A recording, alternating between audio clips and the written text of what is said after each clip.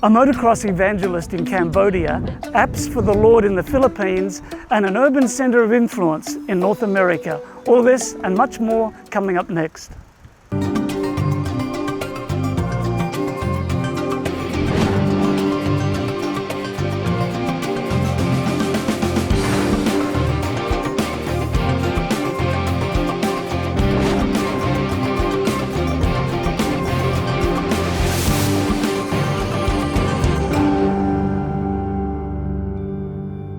Hello and welcome to Mission 360. I'm Gary Krause.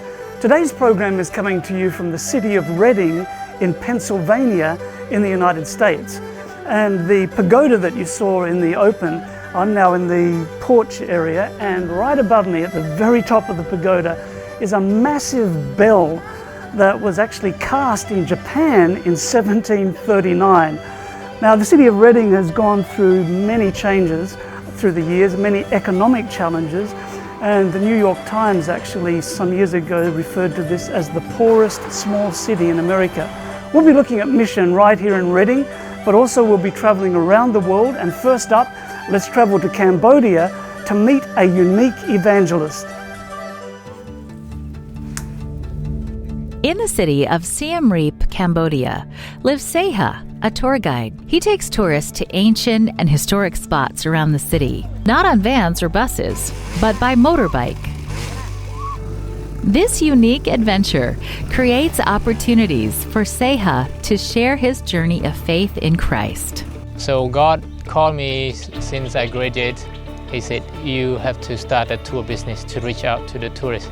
So I start my business with 4 bicycles and $7. In business, it's like a medium, it's like a bridge to gap. So I can reach out to the business people here in Cambodia and witness, and I can reach out to people who's traveling the world, even out of Christianity, to search for some things, but they come up to the real truth of what Christian all about, what Christian should be. Through his business, Seha has met people of different faiths and worldviews from all over the world. Business is just a way of reaching out to people in the area that you cannot invite them to church. These people, no way you can go and invite them to church because in their mind, they hate Christianity. Seha's love for motorbikes and people is contagious. His way of giving tours is well known by other tour guide services that regularly hire him, but he has specific requirements before accepting those requests. So in my business, every of my clients, they know that I'm an Adventist. They know that I don't party, I don't drink, I live a different life. Most of the company that I'm involved, if they don't allow me to share God in my business through my work, I wouldn't take it. First is keeping the Sabbath. If they cannot let me have the Sabbath, I wouldn't do it, even though it's $100 per day. Second, if they try to stop me from sharing my testimony and my experience with God to people around me, I wouldn't take over the job.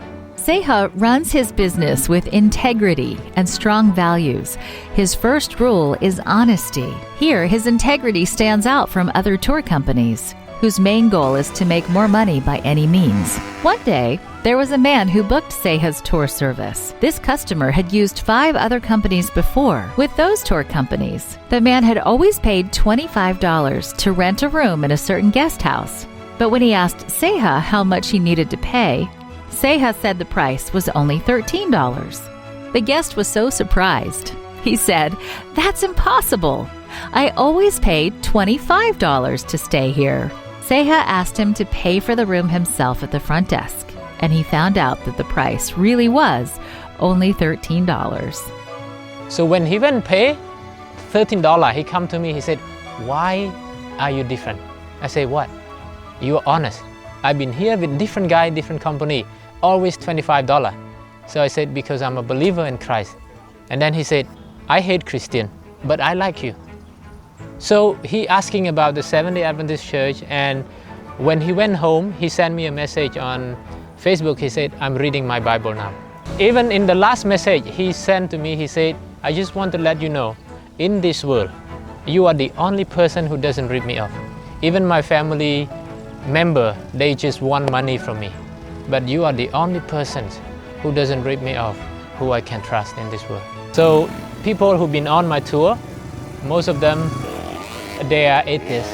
They don't believe in God. Some of them went back, they sent me a message. And some of them said, oh, because of the experience I've been with you, I'm reading my Bible back.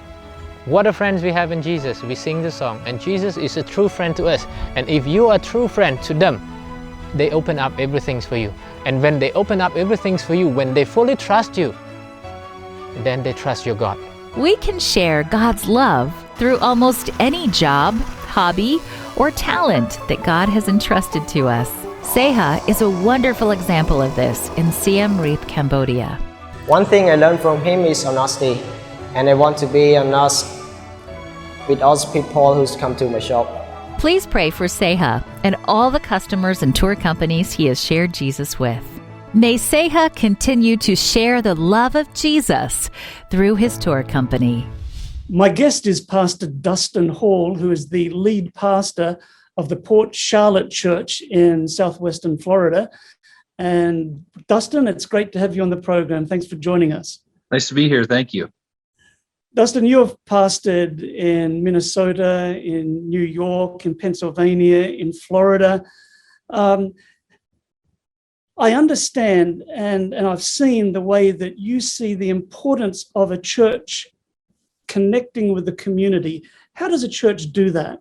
Well, it's a process of understanding who your community is made up of and really understanding what their needs are.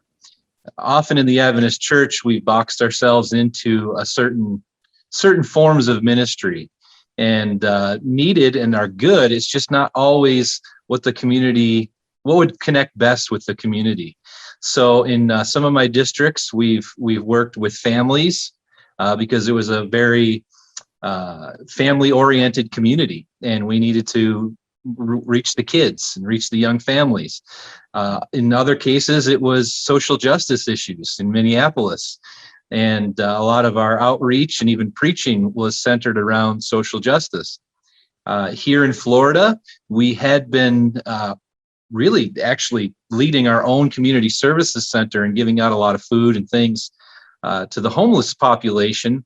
But we realized that there were a large number of other homeless shelters and community services centers doing that same thing. So we've shifted gears and begun to work with the health department and reach out to opioid addicted mothers and new mothers. And we have a close partnership with them now. And we've made a big difference. We've done book drives, we've done diaper drives, and have really built a close relationship with the local health department. And we're making a lot of leeway for the Lord in that area.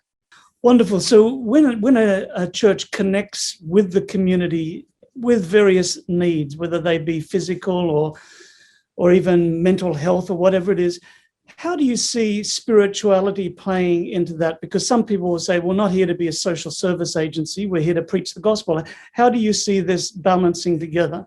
Well, we're counseled that whenever you give a person more self-respect or you educate them, that it opens their mind up to the gospel. And I think that's something that we need to keep to remember as we help people with particular struggles or particular areas of their lives. It allows their minds to be freer to accept deeper spiritual truths. And working for the oppressed, working for the needy is stressed numerous times in Scripture. And what we really have to remember is that we're called to preach an end time message. And that means helping people live through end time issues.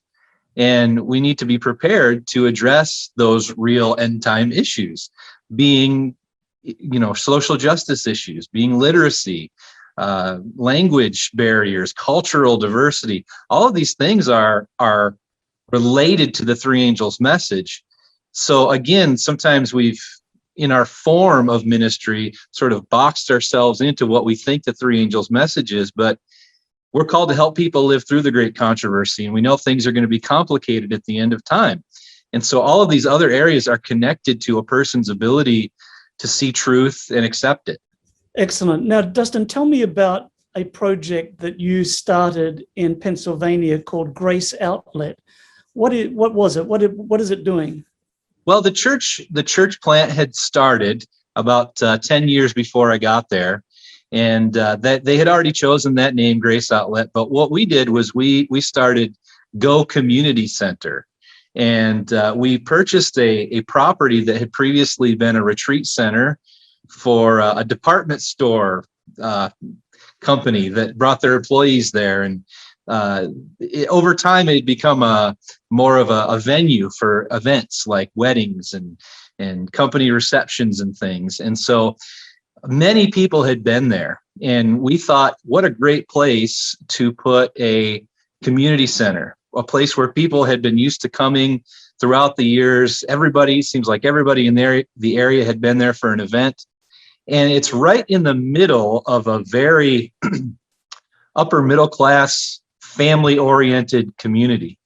And we decided to really provide a ministry there at the community center focused on young families. And as we know, one of the hardest demographics to reach is that middle to upper middle class demographic. And so we took one of our large rooms there at our new church/community center, and it was a bar, a large bar area, and we converted it into a family resource center. And this is children's ministry, but specifically directed at reaching also the parents. Usually when we do children's ministry, it's a situation where the parents bring the kids and drop them off. Well, a family resource center asks the parents to stay, and it provides just an array of beautiful and wonderful opportunities to play with your kids. We had a tree house in that room with a spiral slide, a reading area. We had art easels. We had cars and trucks. We had a stage with dress-up clothes for the kids, and it was really focused on that younger childhood age. And the parents stay and they play with the kids, and the kids love being there. And that affords us the opportunity as staff and church members to just get to know these parents and to build relationships. And as these relationships are built, we get to understand where they're coming from, what their needs are. And that allows the church to offer classes and other things like chess club for the kids to get started in a way to further connect with these families. And just before COVID hit, we were serving about 300 families, and we had over 100 families that were returning on a regular basis, and in this middle to upper middle class community. So family ministry, children's ministry, but also directed at building relationships with the parents. Fantastic, Dustin. Thank you so much for sharing with us today about ministry in the community. My pleasure. And viewers at home, there's no reason why each of our churches should not be a center of influence. What an opportunity for us to put Christ's method of ministry into practice as we mingle, we show sympathy, we minister to needs, we win confidence, and then we bid people to follow Jesus. Remember that anytime you want to look at past stories from Mission 360, just go to M360tv, and there you can look at all the wonderful stories from around the world.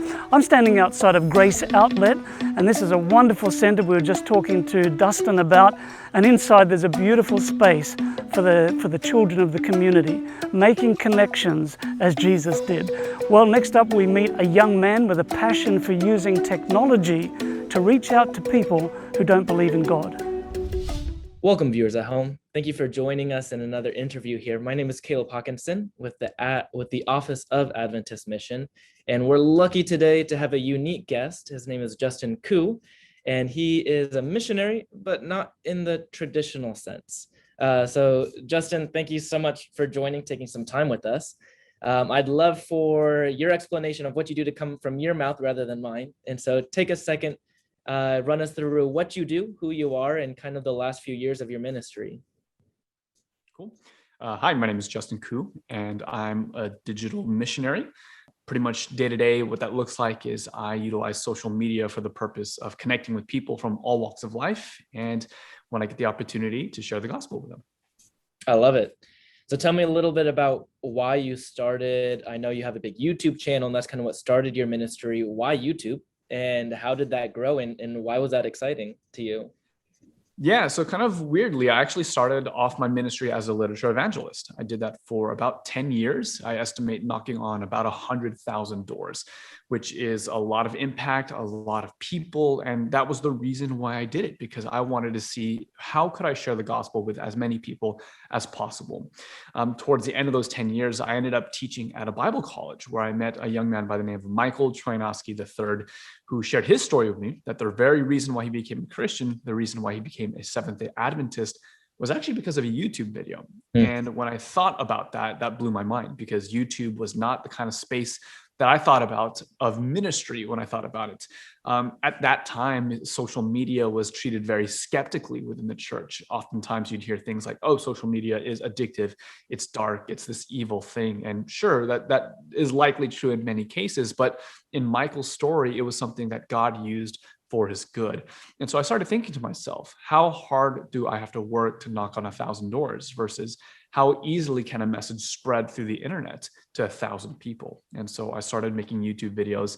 And I guess, as you say, the rest is history. And now what took me to, took me 10 years to reach 100,000 people is something that I can do in a month through social media.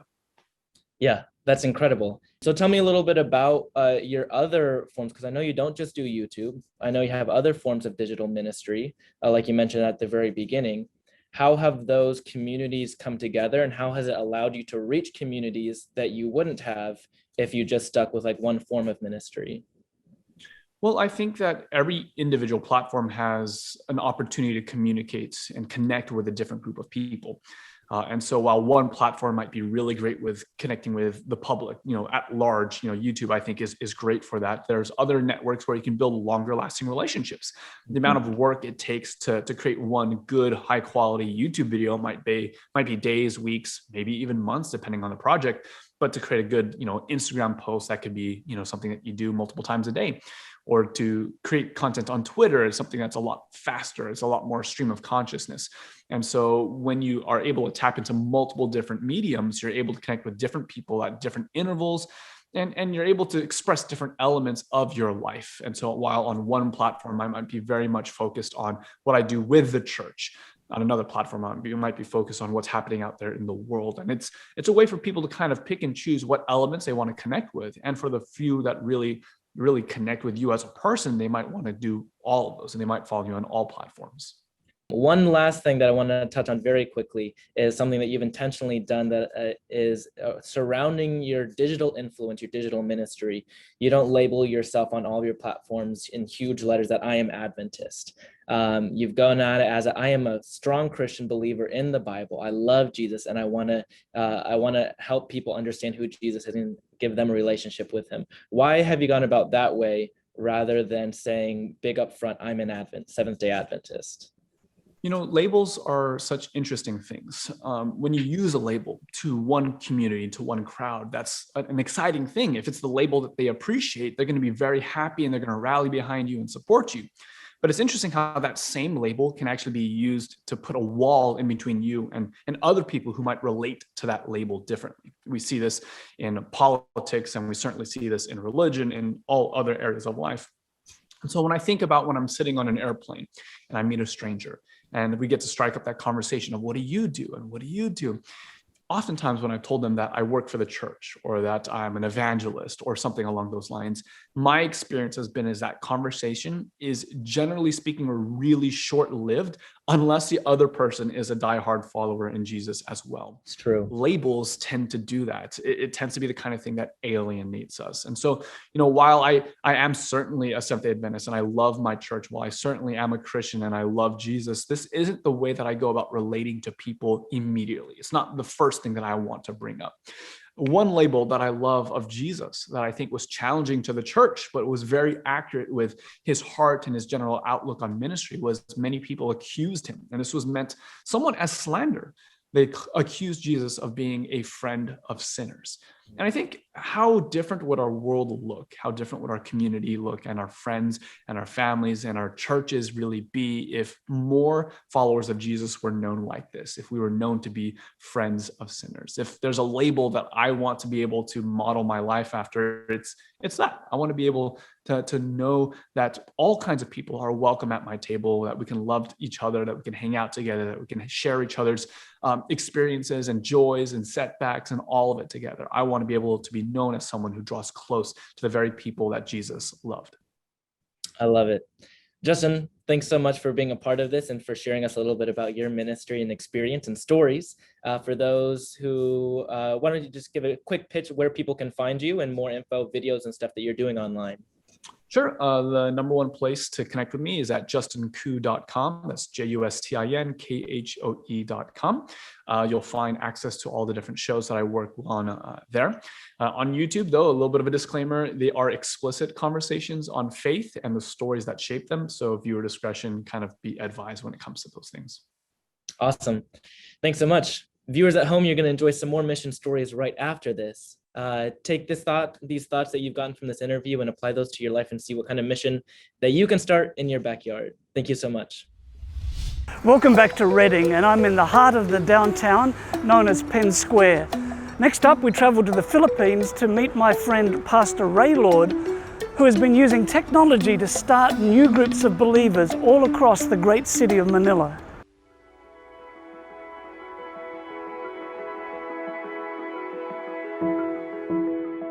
Hi, good morning. I'm Ray Lord Reyes. I'm a church planter here in Manila, Philippines, coordinating church planting in our conference. I have been involved in church planting in the past 7 years, and I planted a young adult church here in Manila that has different locations and meeting in different locations. I was able to utilize social media to begin with in my church planting journey. I started connecting with people in the city through social media. Started looking for groups I could connect with. And in the process, I came across this application called Meetup. It also has a website. Meetup or meetup.com is a place where different groups connect to each other. If you go to this app, if you download this app, or if you go to this website, you'll find different meetup groups. And so I started looking for groups I can connect with. Most of the groups here are organized by unchurched and secular people. So I started connecting with these people until I realized I could actually also start my own meetup or my own meetup group. That's when I started organizing this group called Cafe Life. Cafe stands for Community, Authenticity, Friendship, and Experience. It's a small group idea, and so we started connecting with different people. The idea is really to connect with young professionals and open an avenue for young professionals to connect with, hang out after work. So I started putting that on Meetup, and I was surprised. Young professionals, young adults started, showing up in our Meetup groups, and so we started connecting with a lot of young professionals. That's how the church plant that we planted started. Through that, we were able to connect with a broader demographic, mostly unchurched and secular. And through this application, through the Meetup, we were inspired to also form or to also come up with our own app. So my team, who are mostly young adults and young professionals, started developing this app called Cafe Life. So it's also available for download for iOS and Google or Android phones.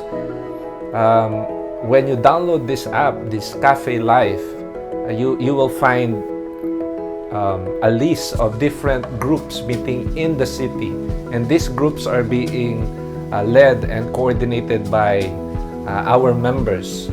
And you would also see different discussion groups or different discussion guides as this is being used by our groups meeting in different places. Up until today, our church utilizes the use of social media to connect with a lot of people.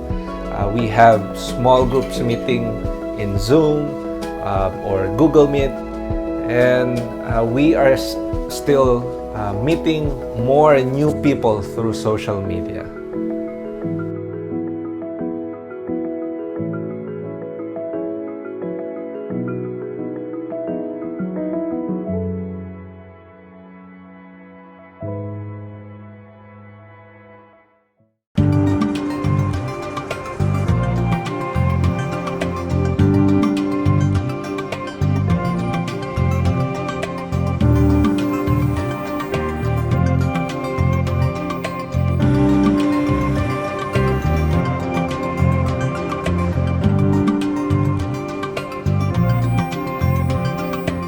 Well, thank you so much for joining us on today's program, and I hope that you've been challenged and inspired by our 360-degree view of mission around the world.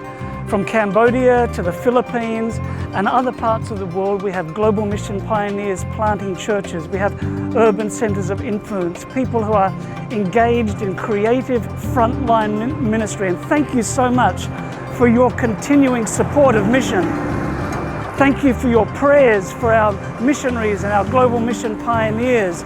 Thank you for your financial support through your mission offerings and your donations to global mission. And thank you for your personal involvement. Well, for Adventist Mission, I'm Gary Krause, and I hope that you can join me next time right here on Mission 360.